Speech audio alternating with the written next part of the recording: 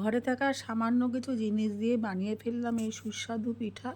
তবে এটা কিন্তু মালপোয়া নয়, এটাকে মালপোয়া বলে কেউ ভুল করবেন না। দেখতে থাকুন কিভাবে বানালাম। দিয়ে দিচ্ছি 1 কাপ চালের গুঁড়ো, অনেকে এটা চালের আটাও বলেন। 1/2 কাপ পরিমাণ ময়দা, 1/2 কাপ চিনি, সামান্য লবণ, মৌরি, আপনারা এখানে মৌরির বদলে ছোট এলাচ গুঁড়োও ব্যবহার করতে পারেন। ভালো করে মিশিয়ে নেব।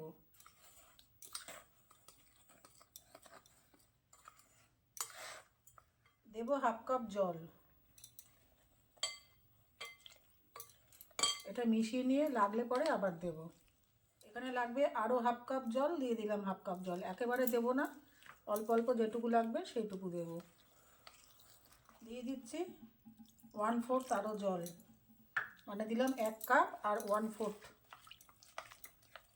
এবারে আর চামচ দিয়ে হবে না, হাত দিয়ে এটাকে এরকম করে ফেটিয়ে নেব 2-3 মিনিট।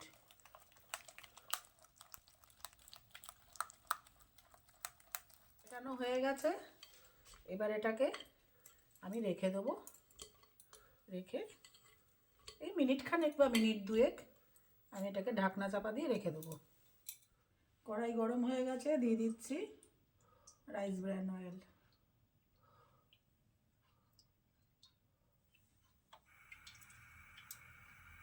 গরম হয়ে গেছে, এবারে আমি, আপনারা বড় করতে চাইলে ফুল হাতা নেবেন, আমি নিলাম একটু ছোট করব তাই হাফ হাতা করে নিলাম। আঁচটাকে একটু কমিয়ে নেই, নিয়ে দিয়ে দেবো।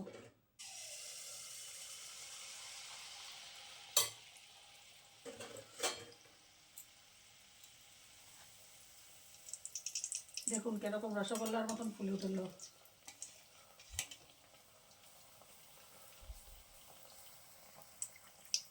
এক পিঠ হয়ে গেছে, আমি এটাকে উল্টে দেবো।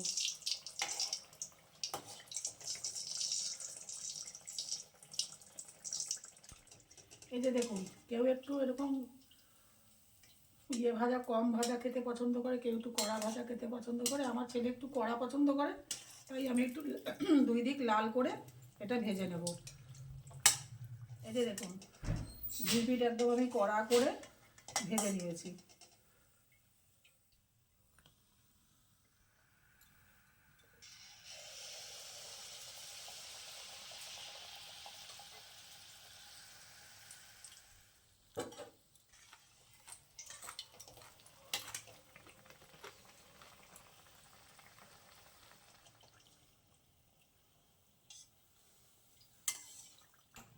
তৈরি আমার সুস্বাদু তেলের পিঠা। এই তেলের পিঠাটা আপনারা মানে শুধু খেলেও খুবই ভালো লাগে খেতে।